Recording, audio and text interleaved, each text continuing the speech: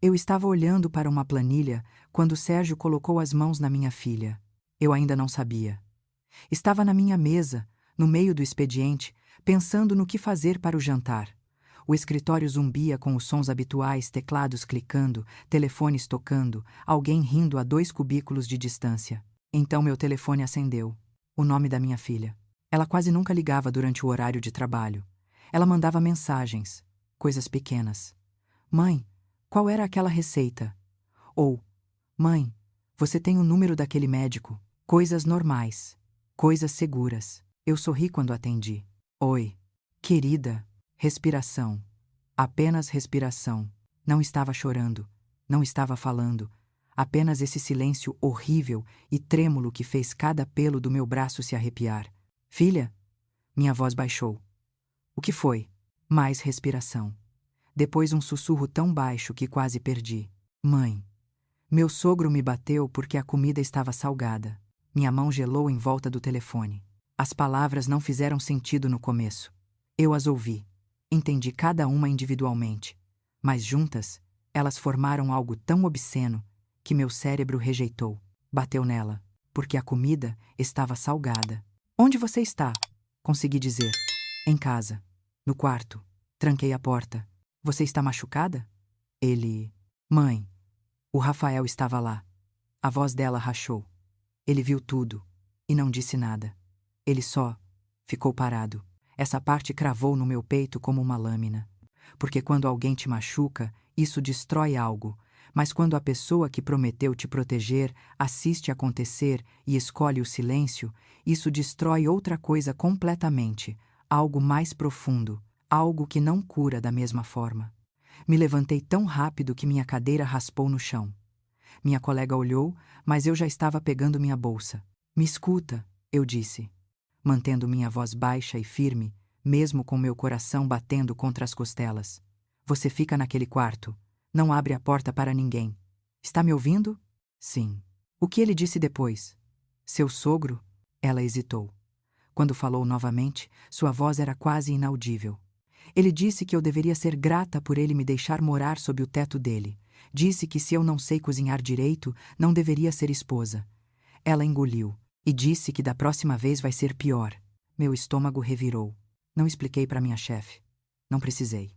Disse que era uma emergência e saí com meu pulso batendo tão forte que podia sentir nas têmporas. No elevador, minhas mãos começaram a tremer. Não porque eu tinha medo dele, porque eu tinha medo do que poderia fazer se deixasse minha raiva dirigir. Se você quer saber como um único tapa por comida salgada pode desvendar anos de abuso escondido, se inscreva em Histórias de Vingança de Idosos, porque essa história está apenas começando. E confie em mim. Você não vai acreditar aonde isso vai. Antes de continuar, me diz nos comentários o que você faria se sua filha ligasse com uma notícia dessas. E aperta esse botão de inscrição, porque o que essa mãe descobre a seguir vai mudar tudo. No caminho até lá, minha mente ficou voltando às palavras dela, porque a comida estava salgada, como se ela tivesse cometido algum crime imperdoável, como se tempero justificasse violência. Mas outro pensamento continuava empurrando, escuro e insistente. Por que ela estava morando sob o teto dele em primeiro lugar? Quando minha filha se casou com Rafael há 2 anos, ele parecia decente, educado, quieto demais, como um homem que aprendeu cedo que o silêncio é mais seguro que a honestidade. Ele tinha um bom emprego na empresa do pai, prometeu estabilidade e sorria em todos os momentos certos. O pai dele, Sérgio, era diferente. Sérgio era o tipo de homem que enchia uma sala só de entrar nela. Opiniões altas. Adorava ser respeitado. Adorava ser obedecido ainda mais. No casamento, ele me abraçou e me chamou de família.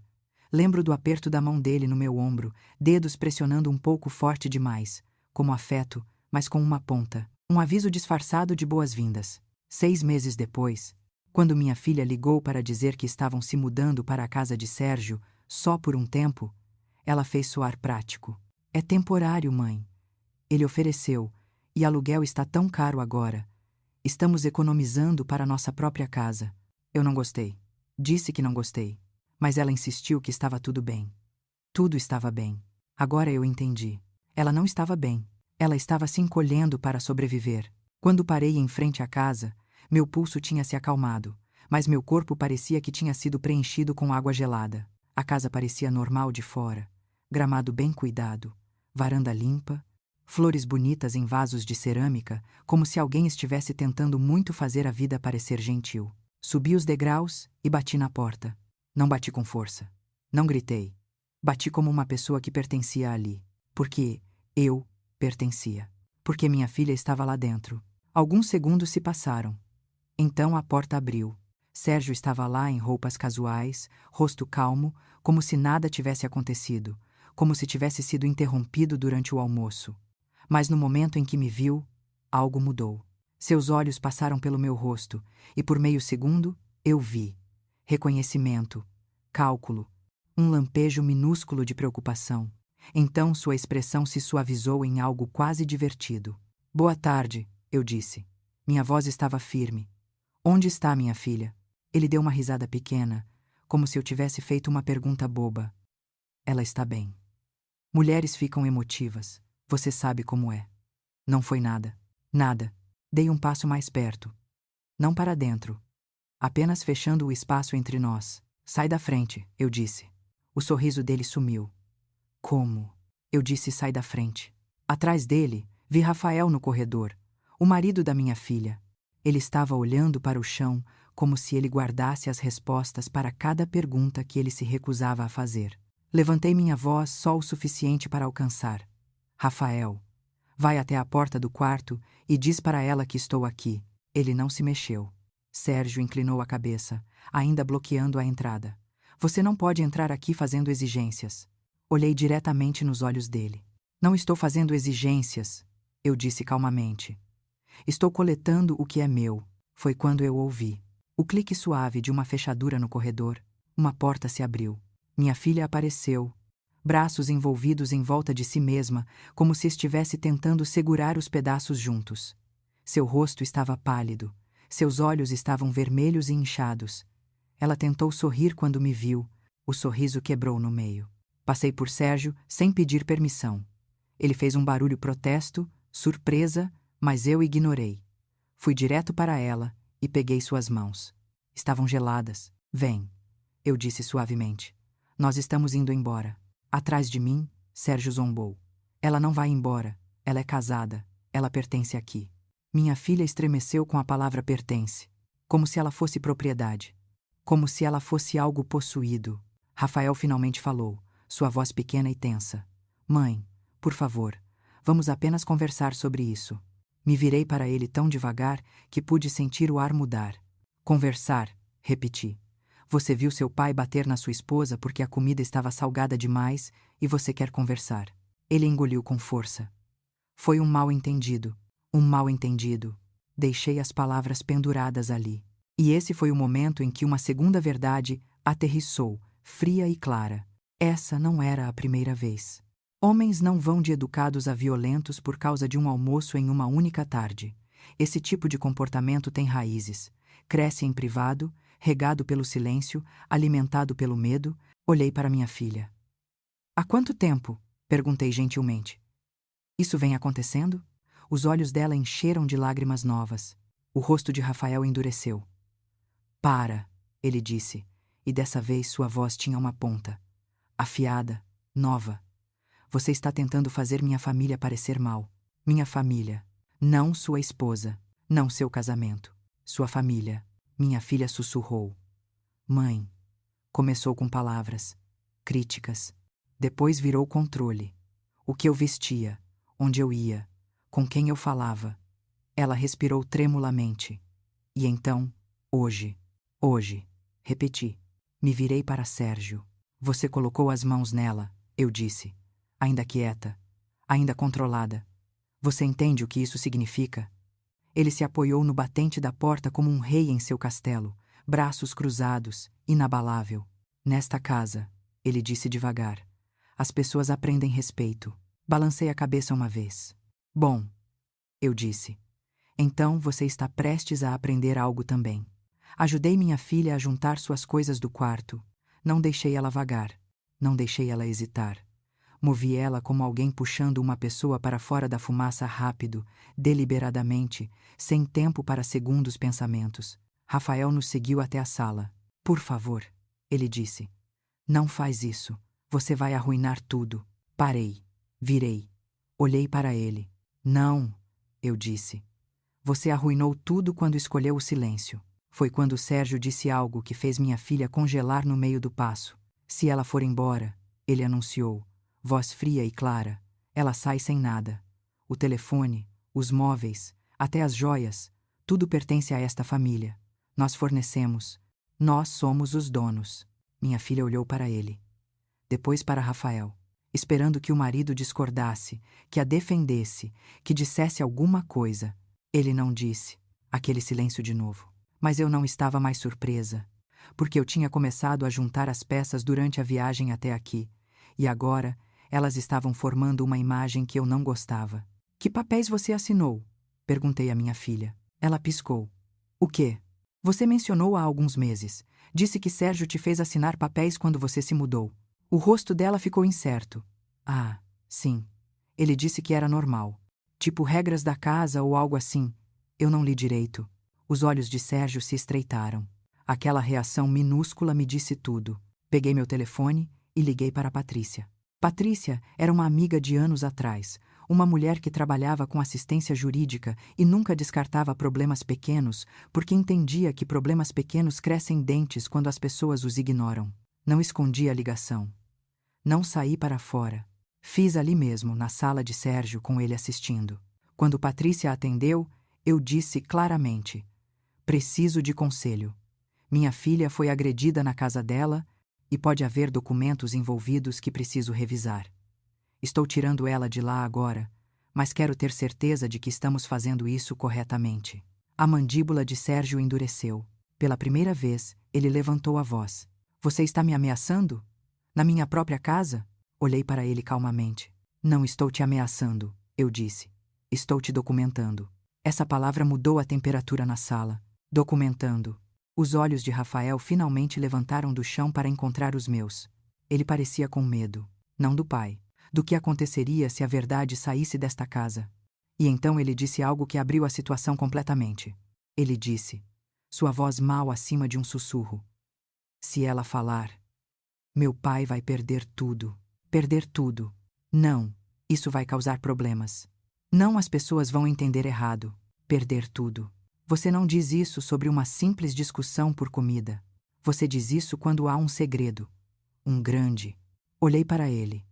Por que ele perderia tudo? Perguntei devagar. A menos que tenha algo que ele está escondendo. O rosto de Rafael ficou em branco. Como se percebesse, tarde demais, que tinha dito demais.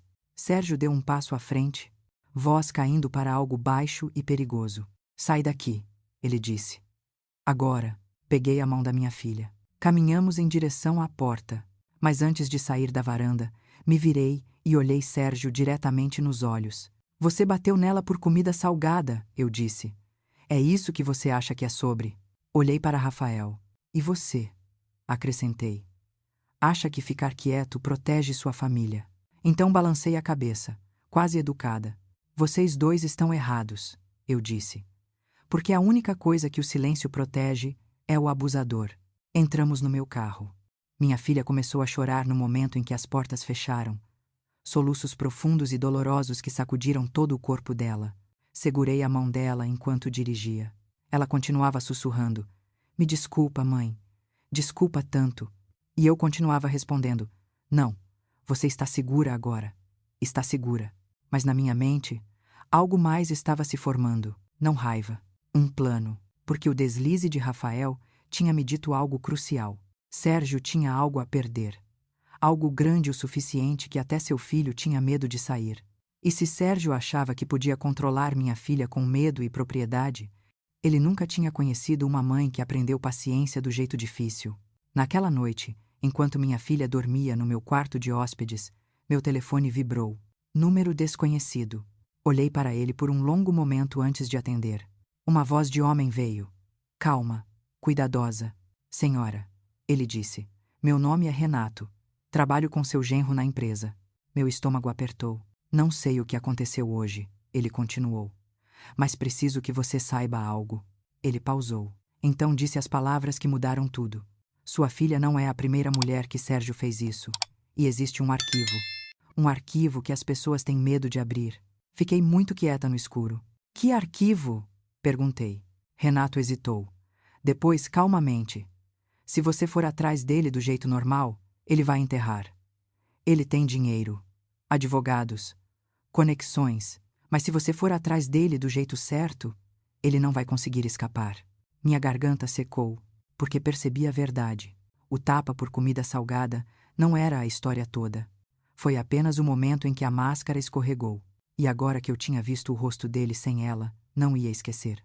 Renato baixou a voz. Você quer o arquivo? Ele perguntou. Ou você quer paz? Olhei em direção ao quarto da minha filha. Escutei o silêncio. Senti algo se assentar fundo no meu peito. Não raiva, determinação. Quero minha filha segura, eu disse. E quero a verdade. Renato exalou como se estivesse esperando por essa resposta. Então amanhã, ele disse, esteja pronta, porque uma vez que você vir o que está dentro daquele arquivo, vai entender por que seu genro ficou em silêncio e por que o pai dele achou que podia se safar de qualquer coisa. A ligação terminou. Fiquei sentada ali no escuro, telefone na mão. Se Sérgio tinha um arquivo que as pessoas temiam, isso não era apenas um problema de família. Esse era um homem que tinha praticado se safar das coisas. E ele tinha acabado de cometer o pior erro da vida dele. Ele tinha tocado na minha filha, achando que eu ia chorar, implorar e sair quieta. Em vez disso, eu estava prestes a bater em um tipo muito diferente de porta. E quando ela abrisse, o mundo inteiro dele ia desmoronar. Na manhã seguinte, acordei antes do sol nascer. Minha filha ainda dormia. Ouvi sua respiração através da porta irregular, entrecortada, como se até nos sonhos ela não conseguisse encontrar paz. Fiz café. Sentei à mesa da cozinha com meu telefone na mão, esperando. Às 7h30, ele tocou. Café da Flor. Renato disse sem preâmbulo. Rua das Acácias. 9h. Mesa do fundo. Estarei lá, respondi. Ele desligou. Deixei um bilhete para minha filha na geladeira. Saí para resolver algumas coisas. Volto logo. Não atenda a porta para ninguém. Te amo. O café ficava num bairro tranquilo, longe do centro. O tipo de lugar onde aposentados leem jornal e ninguém presta atenção em conversas alheias. Perfeito. Renato já estava lá quando cheguei. 40 e poucos anos, terno discreto, uma pasta marrom na cadeira ao lado dele. Ele não sorriu quando me viu. Apenas acenou para a cadeira à frente. Obrigada por vir, ele disse quando me sentei. Obrigada por ligar, respondi. Mas preciso saber por que você está fazendo isso. Renato olhou para sua xícara de café por um longo momento. Porque minha irmã foi uma das vítimas dele, disse finalmente. Há 5 anos, ela trabalhava no departamento financeiro da empresa. Sua mandíbula endureceu. Sérgio a assediou por meses. Comentários. Toques acidentais. E quando ela reclamou para recursos humanos, sabe quem apareceu para resolver a situação? Rafael, eu disse. Rafael. Renato confirmou com um aceno amargo. Ele ofereceu a ela um acordo, 50 mil reais para assinar um termo de confidencialidade e pedir demissão voluntariamente. Disse que se ela recusasse, eles teriam que questionar sua estabilidade mental e que ninguém acreditaria nela de qualquer forma. Meu estômago revirou. Ela assinou?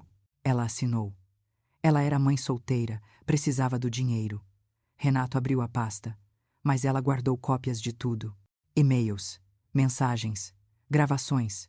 Ele empurrou uma pilha de documentos na minha direção, e ela não foi a única. Olhei para os papéis. Havia 3 pastas separadas, cada uma com um nome de mulher na etiqueta. Mariana Costa, 2019. Juliana Ferreira, 2021. Camila Rodrigues, 2023. 3 mulheres. Renato disse calmamente. Nos últimos 6 anos. Todas seguiram o mesmo padrão. Sérgio as assedia. Elas reclamam. Rafael aparece com dinheiro e documentos. Elas assinam e desaparecem. Abri a primeira pasta. E-mails de Sérgio para Mariana. Começavam profissionais, depois ficavam pessoais, depois ficavam nojentos. Você ficaria linda naquele vestido vermelho que viu na vitrine. Pensei em você durante a reunião hoje. Não conseguia me concentrar. Se seu namorado não te valoriza, talvez você precise de alguém que entenda uma mulher de verdade. E quando ela disse não, cuidado com essa atitude. Pessoas difíceis não duram muito tempo aqui. Fechei a pasta. Abri a segunda. Juliana tinha gravações de áudio.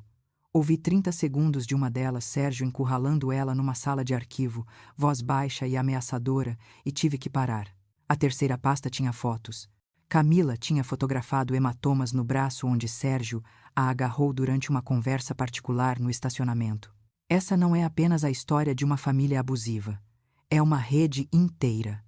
Se você ainda não se inscreveu em Histórias de Vingança de Idosos, faça isso agora porque o que acontece a seguir vai te deixar sem palavras. Olhei para Renato. Por que a empresa deixou isso continuar?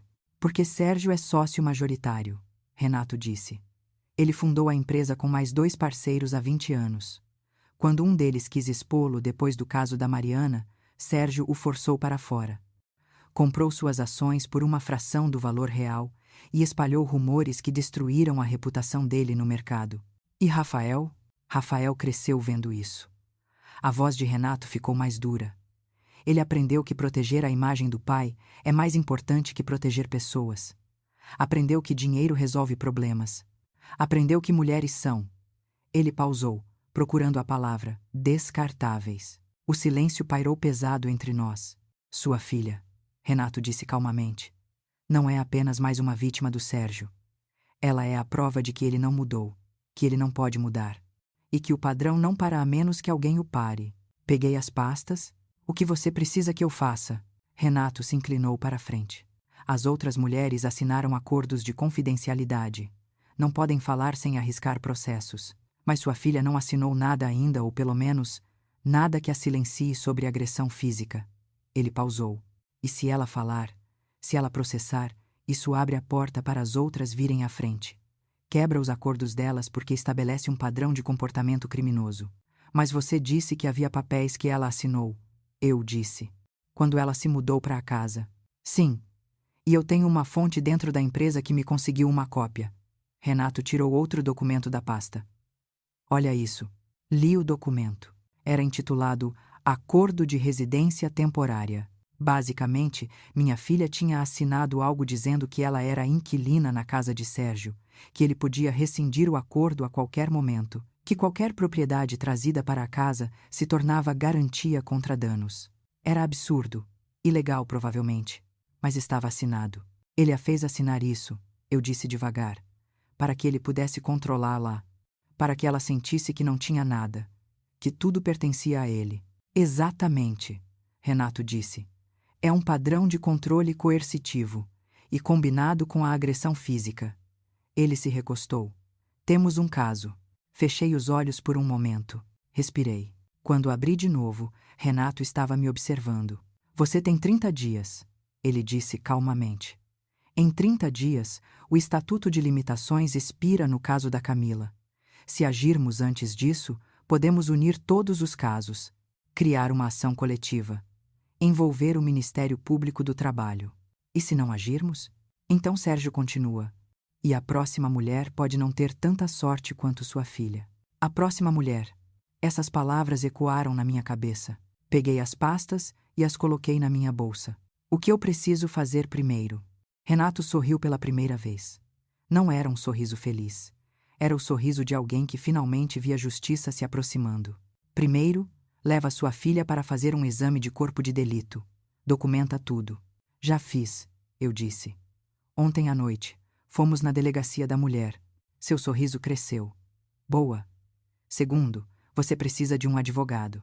Não apenas qualquer advogado, alguém que entende de casos de assédio corporativo e violência doméstica. A Patrícia pode nos indicar alguém. Terceiro, Renato disse, sua voz ficando mais baixa. Você precisa estar preparada. Porque quando Sérgio descobrir que você não vai se calar, ele vai vir com tudo. Advogados caros. Intimidação. Ele vai tentar fazer sua filha parecer instável. Vai espalhar rumores. Deixa ele tentar. Eu disse calmamente. Renato piscou. Deixa ele tentar, repeti. Porque cada coisa que ele fizer só vai cavar o buraco mais fundo. Cada ameaça é mais evidência. Cada advogado caro é mais prova de que ele tem algo a esconder. Renato estudou meu rosto. Você é mais forte do que ele espera. Ele disse finalmente. Não, corrige. Sou apenas uma mãe que não vai deixar ninguém machucar minha filha e se safar. Levantei para ir embora. Parei. Virei de volta. Renato. Sua irmã. Ela estaria disposta a testemunhar? Se necessário? Ele ficou quieto por um longo momento. Depois assentiu. Ela disse que esperou 5 anos por essa chance. Voltei para casa e encontrei minha filha acordada, sentada à mesa da cozinha, olhando para a xícara de chá à frente dela, como se fosse um enigma que ela não conseguia resolver. Mãe, ela disse quando entrei. Preciso te contar uma coisa. Sentei ao lado dela. O quê? O Rafael ligou. Sua voz estava trêmula. Ele disse que o pai dele quer conversar. Disse que podemos resolver isso civilizadamente se eu voltar para casa e pedir desculpas. Minha mandíbula apertou. Pedir desculpas, repeti. Por causar drama. Por te trazer para o meio disso. Por exagerar o que aconteceu. Ela olhou para mim, olhos vermelhos. Mãe, parte de mim ainda quer acreditar nele. Parte de mim ainda ama o homem que eu achei que ele era quando nos casamos. Peguei as mãos dela. Eu sei, eu disse suavemente. Mas o homem que você amou? Ele nunca existiu de verdade. Era uma máscara. E a pessoa por baixo da máscara é alguém que viu o pai dele te bater e não fez nada. Lágrimas escorreram pelo rosto dela. Eu sei. Ela sussurrou. Eu sei. Mas é tão difícil. Vai ficar mais difícil antes de ficar mais fácil, eu disse. Mas vai ficar mais fácil, eu prometo. Mostrei a ela as pastas que Renato me deu. Observei enquanto ela lia. Observei seu rosto passar de confusão para horror, para algo que se parecia com alívio. Não foi só comigo, ela disse finalmente. Não. Tem um padrão. Tem. Ela fechou a última pasta e olhou para mim. O que fazemos agora? Respirei fundo. Agora, eu disse. Nós lutamos. Não apenas por você. Por todas elas. Patrícia nos indicou uma advogada chamada Doutora Helena Mendes. Helena tinha 50 e poucos anos, cabelo grisalho cortado curto e olhos que pareciam ter visto tudo que o mundo podia jogar nela e decidido que nada disso ia fazer ela recuar. Nos encontramos no escritório dela 2 dias depois. Era um espaço pequeno, mas organizado, paredes cheias de livros jurídicos, uma mesa de madeira escura coberta de processos cuidadosamente empilhados e uma fotografia emoldurada de Helena com outras 3 mulheres segurando uma faixa. Justiça para sobreviventes. Sentem, ela disse, gesticulando para as cadeiras à frente da mesa. Café? Água? Minha filha balançou a cabeça. Eu também. Helena se sentou, entrelaçou os dedos e nos olhou. Então, ela disse, me contem tudo. Do começo. Minha filha contou. Tudo. O namoro, o casamento, a mudança para a casa de Sérgio. As mudanças graduais, os comentários sobre sua roupa, suas amizades, seus hobbies. Como Rafael começou a concordar com o pai, ao invés de defender ela. Como ela começou a sentir que estava andando em ovos o tempo todo. E então aquele dia. A comida salgada. O tapa. O silêncio de Rafael. Helena escutou sem interromper. Fez anotações. Quando minha filha terminou, Helena colocou a caneta de lado. Obrigada por confiar em mim com isso, ela disse. Sei que não foi fácil. Minha filha limpou os olhos. O que você acha? Temos um caso? Helena se recostou na cadeira. Sim. Você tem um caso. Na verdade, você tem vários casos. Ela contou nos dedos. 1. Agressão física. Isso é criminal. 2. Controle coercitivo e abuso psicológico no contexto de violência doméstica. 3. Esse acordo de residência que você assinou é provavelmente nulo porque foi obtido sob coerção. E os casos das outras mulheres? Perguntei. Podemos usá-los? Helena olhou para as pastas que eu tinha trazido. Posso? Ela perguntou. Empurrei-as na direção dela. Ela leu em silêncio por 20 minutos. Seu rosto não mudou, mas eu vi seus dedos apertarem nas bordas do papel de vez em quando. Finalmente, ela olhou para cima. Isso muda tudo, ela disse calmamente. Isso não é apenas um caso de violência doméstica. É um padrão de comportamento predatório de alguém em posição de poder. Podemos processá-lo? Minha filha perguntou. Podemos fazer mais que isso, Helena disse. Podemos destruir a armadura que ele construiu em volta de si mesmo por anos. Ela se levantou e foi até o quadro branco na parede.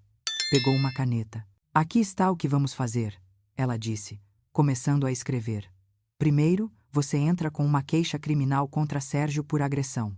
Isso é urgente e já está em andamento, correto? Minha filha assentiu. Fui na delegacia da mulher. Fiz exame de corpo de delito. Bom. Segundo, você entra com um pedido de medida protetiva. Sérgio não pode se aproximar de você. Rafael também, se você quiser. Eu quero, minha filha disse. Terceiro, Helena continuou, você entra com ação de divórcio, baseada em violência e controle coercitivo facilitados pelo Rafael através da inação dele.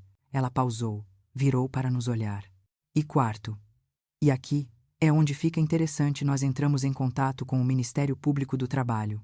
Por quê? Perguntei. Por quê? Helena disse. Se conseguirmos que pelo menos uma das outras vítimas quebre o acordo de confidencialidade dela, e podemos argumentar que os acordos são nulos porque cobrem atividade criminosa, então podemos abrir uma investigação na empresa inteira. Minha filha estava olhando para Helena como se ela tivesse acabado de falar um idioma estrangeiro. Mas eu só quero ficar longe dele, ela disse. Não quero destruir toda uma empresa. Pessoas trabalham lá. Pessoas inocentes. Helena se abaixou. Olhos gentis, mas firmes. Querida, ela disse. Pessoas inocentes já estão sendo destruídas naquela empresa. Toda vez que Sérgio assedia alguém e sai impune, está destruindo alguém. E toda vez que a empresa paga para esconder isso, está permitindo que continue. Ela voltou para o quadro. Olha, eu entendo que isso parece grande, assustador, mas aqui está a verdade. Se você processar apenas pela agressão, Sérgio paga uma multa, talvez pega alguns meses de prisão suspensa e volta para a sua vida. E em 1 ano, 2 anos, vai ter outra mulher sentada onde você está agora. O plano dessa advogada vai virar o jogo completamente. Não perca o próximo passo, se inscreva em Histórias de Vingança de Idosos, porque essa reviravolta é só o começo. Mas se você expõe o padrão, Helena continuou, se você mostra que isso não foi um incidente isolado, mas sim parte de décadas de comportamento, então você muda o sistema que permitiu que isso acontecesse. Minha filha ficou quieta. Preciso pensar, ela disse finalmente. Tudo bem, Helena disse. Mas você tem que pensar rápido. Renato te contou sobre o prazo? 30 dias, eu disse. Exato. Depois disso, perdemos a janela de oportunidade de incluir o caso da Camila. E dela é o mais recente, o mais fresco na memória das pessoas. Helena se sentou de novo. Olha, eu não vou te pressionar. Isso tem que ser sua decisão. Mas pensa nisso, você tem a chance não apenas de se proteger, mas de proteger a próxima mulher. E a próxima, e a próxima. Minha filha olhou para mim. Eu não disse nada. Isso tinha que vir dela. Ela respirou fundo. Tudo bem, ela disse. Vamos fazer isso. Nos dias seguintes, as coisas se moveram rápido. Helena entrou com os papéis para a medida protetiva. Entrou com o divórcio. Começou a contatar as outras vítimas através de Renato. E então, uma semana depois daquela primeira reunião, aconteceu. Rafael apareceu na minha casa. Eu estava fazendo almoço quando a campainha tocou. Olhei pela janela e meu estômago apertou. Ele estava na varanda, sozinho, parecendo destruído. Olhos fundos, barba por fazer, terno amarrotado. Minha filha estava no quarto. Chamei por ela. O Rafael está aqui. Ela veio para a sala, ficou pálida. Não vou atender, eu disse. Mas é sua decisão. Ela olhou para a porta por um longo momento. Então caminhou até lá e a abriu. Mas não destrancou a grade de proteção. O que você quer? Ela perguntou, voz firme. Rafael olhou para ela através das barras de metal. Conversar, ele disse. Por favor, só 5 minutos. Você tem 3, minha filha disse. Rafael olhou para mim, depois de volta para ela. Meu pai, ele não é um homem mau, ele começou. Pare, minha filha disse. Ele só. Ele tem temperamento. Mas Eu disse pare. O silêncio caiu. Rafael respirou tremulamente. Tudo bem, ele disse. Tudo bem. Olha, eu sei que estraguei tudo. Eu sei. Eu deveria ter te defendido. Eu deveria ter dito algo. Mas você precisa entender. Eu cresci com aquilo. Pensei que era normal. Pensei que... Você pensou que era normal. Minha filha interrompeu. Ver seu pai bater em mulheres. Não, não foi isso que eu quis dizer. Eu só... Ele passou as mãos pelo cabelo. Por favor, só. Volta para casa. Podemos resolver isso. Podemos procurar terapia. Eu posso mudar. Nós podemos. Teve outras mulheres. Minha filha disse calmamente. Rafael congelou. O quê? Seu pai. Teve outras mulheres. Ele as assediou. Agrediu. E você as pagou para ficarem quietas. O rosto de Rafael perdeu toda a cor. Quem te disse isso? Não importa. É verdade? Ele ficou ali, boca abrindo e fechando, sem palavras saindo. É verdade, Rafael? Minha filha perguntou de novo mais alto. Isso era. Eram assuntos da empresa. Eu estava apenas... Apenas o quê? Apenas ajudando seu pai a sair impune de crimes? Não foram crimes. Foram mal-entendidos. Acordos civis. Nós. Sai daqui, minha filha disse. Por favor, sai daqui. Ela gritou, e sua voz quebrou, mas ela não chorou. Ela ficou ali, firme, olhos brilhando com raiva e dor, e algo novo. Poder. Rafael deu um passo para trás. Você vai se arrepender disso, ele disse, e pela primeira vez, sua voz tinha uma ponta. Meu pai tem os melhores advogados. Eles vão fazer você parecer instável. Vão destruir sua credibilidade. Vão tentar, eu disse, finalmente falando. E cada tentativa só vai provar que estávamos certas sobre vocês. Rafael me olhou. Isso é culpa sua, ele disse. Você colocou essas ideias na cabeça dela. Antes de você aparecer, ela estava bem, ela estava com medo. Eu disse calmamente. Há uma diferença. Ele ficou ali por mais um momento, percebendo que estava perdido. Então virou e caminhou de volta para o carro. Observamos ele ir embora. Quando o carro desapareceu na esquina, minha filha fechou a porta, trancou e se encostou nela. Ela estava tremendo. Eu a abracei. Você fez bem, eu sussurrei. Por que dói tanto? Ela perguntou. Mesmo sabendo que estou certa, por que dói? Porque você amava quem você pensou que ele era, eu disse. E lamentar essa pessoa é real, mesmo que essa pessoa nunca tenha realmente existido. Ficamos ali abraçadas até ela parar de tremer. Depois, ela se afastou, limpou os olhos e olhou para mim. Mãe, ela disse, quero que todas elas testemunhem, todas as mulheres que ele machucou. Quero que o mundo saiba quem Sérgio realmente é. Sorri. Então, vamos dar a elas essa chance. 2 dias depois, Helena nos chamou para o escritório dela. Tenho novidades, ela disse. Estávamos sentadas, esperando. Consegui contato com todas as 3 mulheres. Mariana, Juliana e Camila. Helena sorriu. E todas concordaram em testemunhar. Minha filha levou a mão à boca. Mesmo arriscando os acordos de confidencialidade, elas disseram que vale a pena. Helena respondeu. Especialmente depois que expliquei que os acordos provavelmente são nulos de qualquer forma porque cobrem atividade criminosa. Ela abriu uma nova pasta. Mais que isso, o Ministério Público do Trabalho está interessado. Muito interessado. Eles vão abrir uma investigação formal na empresa. E... Ela pausou para efeito. A irmã de Renato não foi apenas vítima. Ela também era contadora.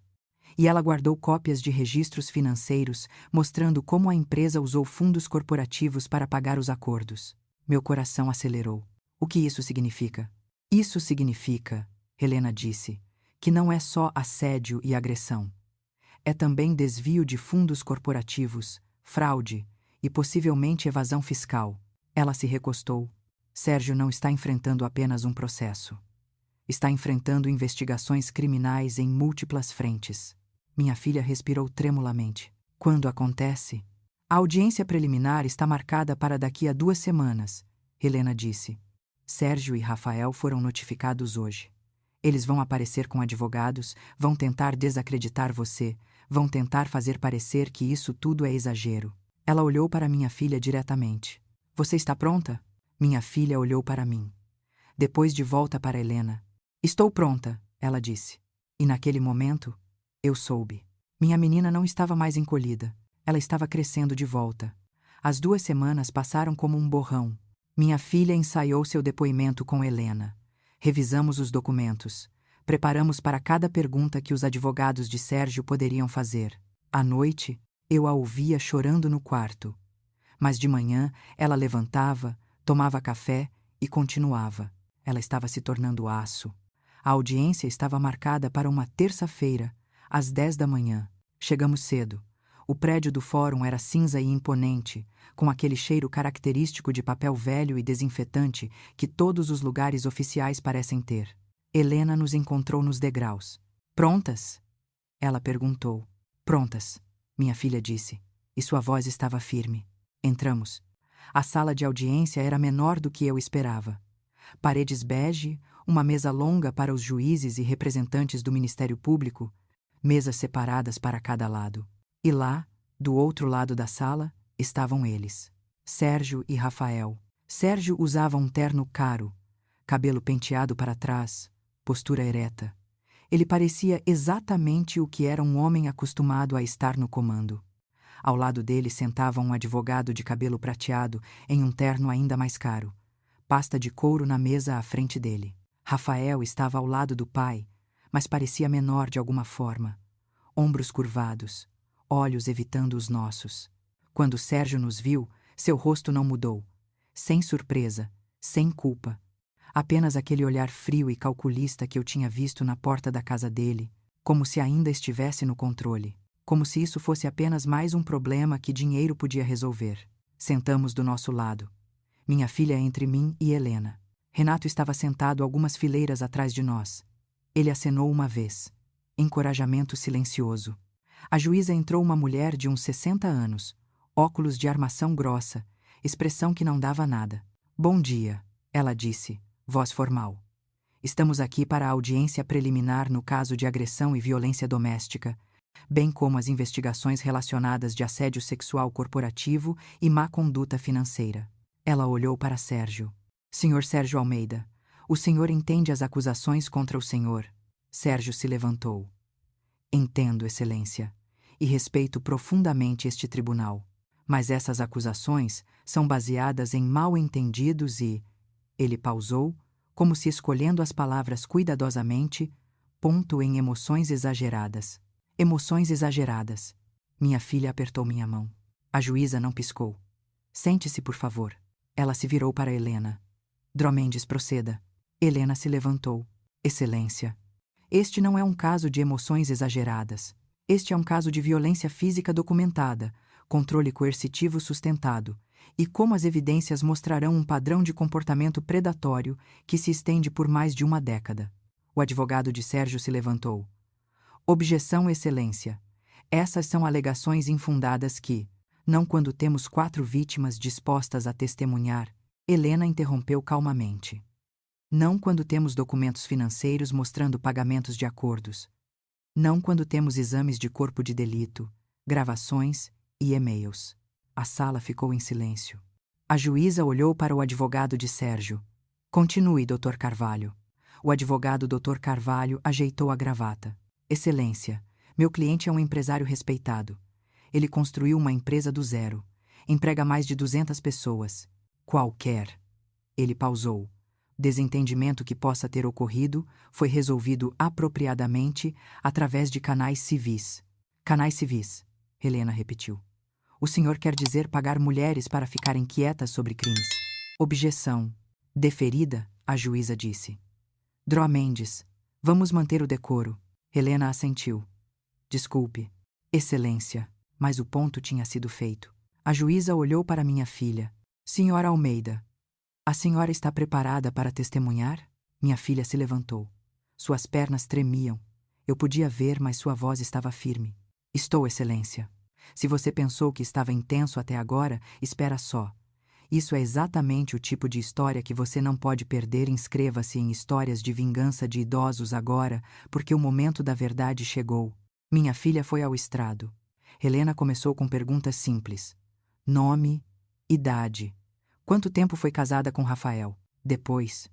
Pode descrever sua relação com seu sogro, Sérgio Almeida? Minha filha respirou. No começo, ele parecia gentil. Protetor. Ofereceu-nos ajudar quando estávamos com dificuldades financeiras. Ela pausou. Mas depois que nos mudamos para a casa dele, as coisas mudaram. Como? Ele começou a fazer comentários sobre como eu me vestia, sobre com quem eu conversava. Dizia que eram sugestões, mas se eu não seguisse, ele ficava frio, distante. E o Rafael? Sua voz tremeu. O Rafael sempre ficava do lado dele. E isso escalou? Sim. Ele começou a criticar tudo que eu fazia. Como eu cozinhava, como eu limpava, como eu falava. Ela olhou para Sérgio pela primeira vez. Ele me tratava como empregada, como propriedade. Sérgio permaneceu impassível. E no dia da agressão, Helena continuou. O que aconteceu? Minha filha contou. Cada detalhe. A comida salgada. O comentário de Sérgio. Como ele se levantou da mesa. Ele não gritou primeiro, ela disse. Ele ficou quieto. E isso era mais assustador. Então ele caminhou até mim, olhou para o prato e... Ela tocou o rosto, me deu um tapa, tão forte que caí da cadeira. A sala estava completamente silenciosa. E seu marido? Rafael? Ele estava sentado ali, assistindo. E quando olhei para ele, esperando que ele fizesse alguma coisa, qualquer coisa, lágrimas escorreram pelo rosto dela. Ele apenas olhou para baixo. Helena deixou isso pairar. E o que Sérgio disse depois? Disse que eu deveria ser grata. Que se eu não sabia cozinhar, não deveria ser esposa. E que da próxima vez seria pior. Da próxima vez, Helena repetiu, sugerindo que isso não era um incidente isolado. Não era, minha filha disse. Ele tinha me empurrado antes, agarrado meu braço forte demais. Pequenas coisas que deixavam marcas, mas que eu podia esconder. Dr. Carvalho se levantou. Excelência, a testemunha está especulando sobre... Eu tenho fotos. Minha filha interrompeu, voz alta agora. Tirei fotos das marcas de dedos nos meus braços, dos hematomas. Helena passou as fotos para a juíza. A juíza as examinou. Seu rosto não mudou, mas algo nos olhos dela endureceu. Continue, ela disse calmamente. Dr. Carvalho sentou de volta, parecendo menos confiante. Helena passou os próximos 20 minutos estabelecendo o padrão. Os documentos que minha filha foi forçada a assinar, o acordo de residência que a fazia inquilina ao invés de família, como cada aspecto da vida dela foi controlado. E então, Helena disse: agora, gostaria de chamar outra testemunha, Mariana Costa. Sérgio ficou rígido. Rafael virou a cabeça tão rápido que quase ouviu o pescoço estalar. Uma mulher de uns 30 anos entrou na sala. Cabelo preto preso, terno simples, mas olhos que queimavam com determinação. Ela foi ao estrado, fez o juramento e contou sua história. Como Sérgio a assediou, como ela reclamou, como Rafael apareceu com um acordo R$ 50.000 para desaparecer e nunca falar. Por que você assinou? Helena perguntou. Porque eu era mãe solteira, Mariana disse, voz quebrando. Porque ele disse que se eu não assinasse, eles me destruiriam, que ninguém acreditaria em mim, que eu nunca conseguiria outro emprego. Ela olhou para Sérgio. E eu acreditei nele. Por 5 anos acreditei que era minha culpa, que eu tinha dado algum sinal errado, que eu mereci. Sua voz ficou mais forte. Mas eu não mereci. Nenhuma de nós mereceu. Depois de Mariana veio Juliana. Juliana trouxe as gravações de áudio. A sala ouviu a voz de Sérgio charmosa no começo, depois insistente, depois ameaçadora, encurralando ela numa sala de arquivo. Sérgio estava pálido agora. Suor brilhava na testa dele. Rafael estava olhando para as mãos, ombros tremendo. Depois de Juliana, veio Camila. Camila foi a mais jovem, 26 anos. Ela trabalhou na empresa por apenas 8 meses antes de Sérgio notar ela. Ele me agarrou no estacionamento, ela disse, voz tão baixa que a sala teve que ficar em silêncio absoluto para ouvir. Disse que eu era especial, que ele podia me dar oportunidades. E quando eu disse não, ele... Ela respirou tremulamente. Ele me apertou contra o carro e me beijou à força. As lágrimas dela caíram abertamente agora. Fui direto para recursos humanos. E Rafael estava lá. Ele me ouviu. pareceu preocupado. Depois voltou 2 horas depois com papéis e um cheque. Ela olhou para Rafael, não para Sérgio. Você olhou nos meus olhos, ela disse, e me disse que era melhor para todos se eu fosse embora quieta. Você fez parecer que estava me ajudando, mas você estava me silenciando. Rafael cobriu o rosto com as mãos. Depois dos depoimentos, a juíza chamou um intervalo. Saímos para o corredor. Minha filha estava tremendo, mas quando olhei para ela, vi algo diferente. Não medo, alívio. Eu fiz. Ela sussurrou. Eu realmente fiz. Você fez, confirmei, puxando ela para um abraço. Renato se aproximou. As outras mulheres estão lá dentro, ele disse. Elas queriam agradecer você. Minha filha olhou para trás através das portas de vidro. Mariana, Juliana e Camila estavam conversando baixinho, apoiando umas às outras. Não, minha filha disse. Sou eu que tenho que agradecer elas. Elas foram corajosas primeiro. Elas guardaram as provas. Elas esperaram anos por isso. Ela entrou de volta e foi até elas. Observei as 4 mulheres abraçando, chorando, rindo, compartilhando uma dor que nenhuma delas deveria ter conhecido, mas transformando ela em algo mais forte. Solidariedade. Quando a audiência recomeçou, Dr. Carvalho fez sua última tentativa. Excelência. Meu cliente reconhece que pode ter havido mal-entendidos ao longo dos anos e está disposto a oferecer uma compensação generosa para resolver isso discretamente. Compensação. A juíza repetiu, voz seca. Sim. Ele está preparado para oferecer cada uma das mulheres. Não, minha filha disse, se levantando. Todos olharam para ela. Com todo respeito, ela disse, olhando para a juíza. Não quero o dinheiro dele. Quero que ele responda pelo que fez. Quero que ele perca o poder que usou para machucar pessoas. Mariana se levantou também. Concordo.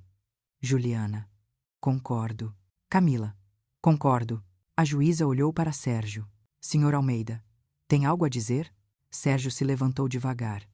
Pela primeira vez, vi rachaduras na fachada dele. Eu construí aquela empresa, ele disse, voz rouca. Dei empregos para centenas de pessoas. Eu cometi erros, mas não sou um monstro. Não?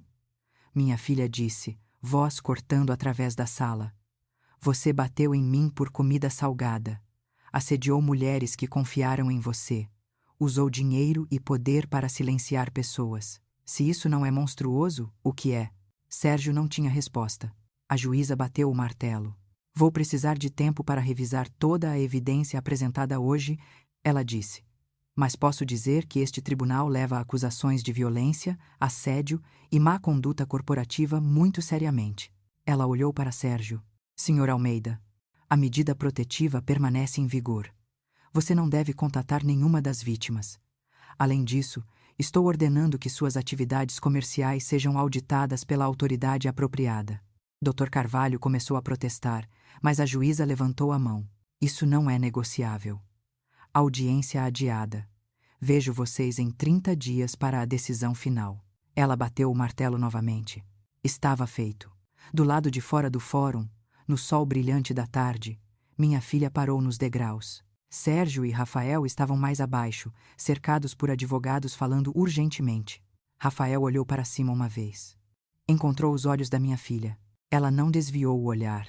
Não acenou. Apenas ficou ali, firme e inquebrantável. E foi Rafael quem desviou primeiro. Eles entraram em um carro preto e foram embora. Acabou? Minha filha perguntou calmamente. Não, Helena disse. Ainda tem a sentença. Ainda tem a investigação corporativa. Ainda tem... Não, minha filha interrompeu. Quero dizer, a pior parte. Acabou? Helena sorriu. Sim. A pior parte acabou. Minha filha respirou longo, profundo, tremulante. E então ela sorriu. Um sorriso real. O primeiro que eu tinha visto em semanas. A decisão veio em uma manhã de quinta-feira. Sérgio foi condenado por agressão. 6 meses de prisão, 3 anos de liberdade condicional e uma ordem permanente de restrição contra minha filha e as outras mulheres. A empresa enfrentou multas massivas do Ministério Público do Trabalho. A auditoria descobriu anos de desvio de fundos, não apenas para pagar acordos, mas também para contas pessoais de Sérgio. Seus parceiros comerciais o forçaram para fora. Venderam suas ações por uma fração do que valiam. Rafael perdeu a licença para advogar por conduta antiética. A Ordem de Advocacia considerou que ele tinha usado sua posição para facilitar encobrimentos criminosos. Mas essas eram apenas as consequências legais. As consequências reais eram diferentes. Eram minha filha acordando sem medo. Eram ela sorrindo de verdade, não apenas para mostrar que estava bem. Eram ela reconstruindo. Minha filha encontrou um apartamento pequeno. Um lugar só dela. Paredes brancas que ela podia pintar. Janelas que ela podia abrir quando quisesse. Uma porta que só ela tinha a chave. Ajudei ela a se mudar. Não tinha muitos móveis ainda, apenas o essencial. Mas tinha um sofá que ela escolheu, uma mesa que ela comprou, cortinas em um tom de azul que ela sempre amou, mas nunca teve permissão de usar porque Sérgio dizia que era muito vibrante. É perfeito, ela disse, olhando em volta do espaço vazio. Vai ficar, eu disse. Com o tempo, ela me abraçou. Obrigada, mãe. Por tudo. Você não precisa agradecer. Preciso sim, se você não tivesse aparecido naquele dia. Sua voz tremeu. Não sei onde eu estaria. Você teria encontrado uma saída, eu disse firmemente. Talvez não naquele dia. Mas você teria encontrado. Ela balançou a cabeça. Não tenho tanta certeza. Eu tenho, eu disse. Porque você é mais forte do que pensa. Sempre foi. Ela voltou para a universidade. Tinha largado quando se casou. Rafael disse que não precisava terminar, que ele ganhava o suficiente para os dois. Mas ela sempre quis terminar. Sempre teve aquele sonho arquivado em algum lugar silencioso do coração dela. Agora, ela voltou. Estava cursando psicologia. Quero ajudar pessoas que passaram pelo que passei, ela me disse em um dia. Quero que elas saibam que não estão sozinhas, que têm como sair. Ela começou a fazer voluntariado em um abrigo para mulheres em situação de violência doméstica. Uma noite por semana no começo, depois 2, depois 3. Ela ouvia histórias. Segurava mãos. Oferecia o tipo de compreensão que só vem de ter estado lá. A coordenadora do abrigo me ligou uma vez. Sua filha é especial, ela disse. As mulheres confiam nela de uma forma que não vejo há anos. Ela tem um dom. Não era um dom, pensei. Era uma cicatriz transformada em sabedoria. O divórcio foi finalizado. Rafael não lutou. Não pediu nada. Apenas assinou os papéis e desapareceu. Ouvi depois, através de Renato, que ele tinha se mudado para outro estado. Estava trabalhando em um escritório de advocacia pequeno, fazendo trabalho administrativo. Sua licença nunca seria restaurada. Minha filha não sentiu pena dele, mas também não sentiu raiva. Ele fez escolhas, ela me disse. E agora ele vive com elas. Assim como eu vivo com as minhas. Houve um momento único onde ela hesitou. Foi quando os papéis do divórcio chegaram oficialmente. Ela o segurou, olhando para a assinatura dela ao lado da dele. Eu pensei que ia ser para sempre, ela disse calmamente. Eu sei. Eu realmente amei ele. Ou pensei que amei. Eu sei. Não sinto falta dele, ela disse, e parecia surpresa. Sinto falta da ideia dele, da pessoa que pensei que ele era. É permitido lamentar isso, eu disse.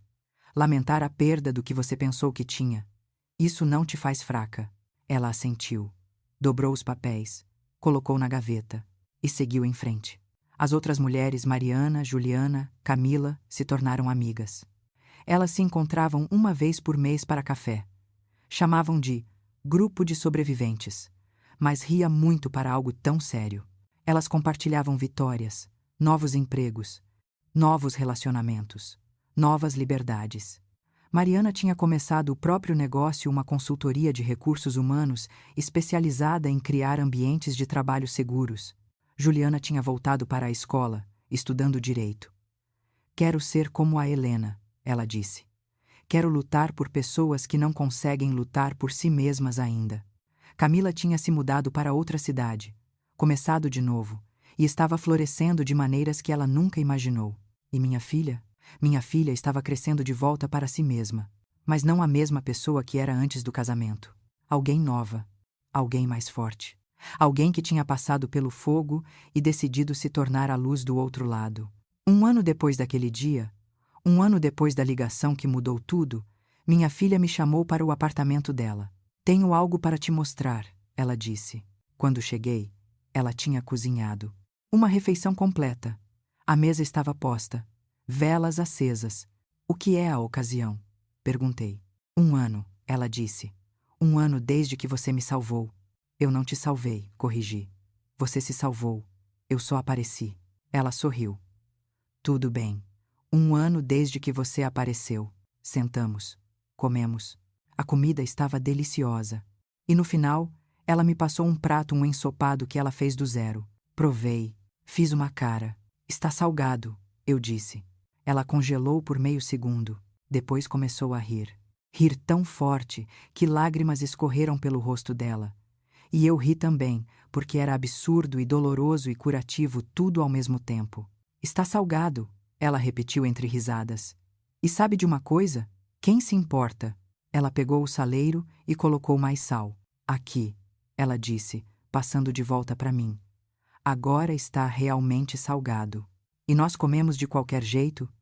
Rindo como pessoas que tinham sobrevivido ao pior e decidido encontrar alegria nos pequenos atos de rebeldia. Às vezes, ainda vejo a sombra. Nos olhos dela quando ela pensa que ninguém está olhando. Uma tristeza silenciosa. Uma cicatriz que nunca vai desaparecer completamente. Mas também vejo a luz. Vejo ela ajudando uma mulher jovem no abrigo a preencher papéis de medida protetiva. Vejo ela rindo com as amigas. Vejo ela pintando as paredes do apartamento em um amarelo ensolarado porque eu quero acordar feliz. Vejo ela escolhendo alegria. Todos os dias, mesmo quando é difícil. Especialmente quando é difícil. Sérgio cumpriu os 6 meses dele. Está em liberdade condicional agora, vivendo em uma casa pequena longe da cidade onde construiu o império dele. Ele perdeu tudo. O negócio, a reputação, o poder. Às vezes me pergunto se ele aprendeu alguma coisa. Se ele entende o que fez. Se ele sente remorso. Mas então percebo que não importa. Porque essa história nunca foi realmente sobre ele. Foi sobre as mulheres que ele machucou e como elas se recusaram a permanecer machucadas. Foi sobre minha filha encontrando a voz dela novamente. Foi sobre o silêncio sendo quebrado. E foi sobre uma mãe que recebeu uma ligação e decidiu que sua filha merecia mais que medo. Minha filha se formou no mês passado. Psicologia. Honras. Eu estava na plateia quando ela atravessou o palco. Observei ela aceitar o diploma, aquele pedaço de papel que representava mais que educação. Representava reclamação. Reclamação do tempo dela, das escolhas dela, do futuro dela. Quando voltou para o assento, ela me procurou na multidão. Nossos olhos se encontraram. Ela sorriu. E eu soube. Ela não era mais a menina que tinha ligado chorando porque foi batida por comida salgada. Ela era a mulher que tinha se levantado, falado e recusado a desaparecer. Alguém me perguntou uma vez: você acha que valeu a pena? Toda a dor, os processos, as audiências? E eu disse: pergunte para as mulheres que vieram depois. Pergunte para as que nunca terão que passar pelo que minha filha passou, porque Sérgio não está mais em posição de machucá-las. Porque é isso. Não se trata de vingança. Se trata de proteger a próxima pessoa. Se você está lendo isso, se você ou alguém que você ama está em uma situação onde está encolhendo para caber, onde está caminhando em ovos, onde está justificando o comportamento que sabe que está errado. Ouça. Silêncio protege abusadores. A verdade protege sobreviventes. E nunca, nunca é tarde demais para escolher a verdade. Nunca é tarde demais para fazer aquela ligação, para trancar aquela porta, para dizer: chega. Minha filha fez isso. E ela não está apenas sobrevivendo agora. Ela está prosperando. E você também pode. Esta história é a prova de que o silêncio protege abusadores, mas a verdade protege sobreviventes. Se esta história tocou você, se você conhece alguém que precisa ouvir isso, se inscreva em Histórias de Vingança de Idosos e compartilhe este vídeo.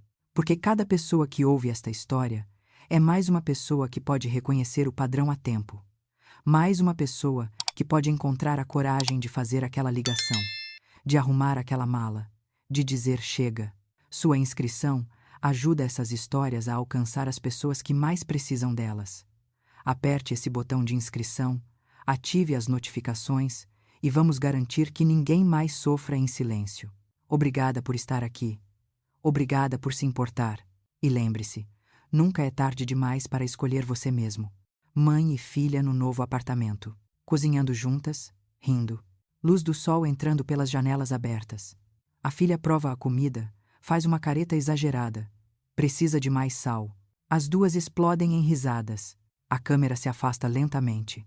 Suas vozes ainda ecoam alegria, cura, esperança. A porta do apartamento está aberta, não trancada, não selada, apenas aberta, porque ela não precisa mais se esconder.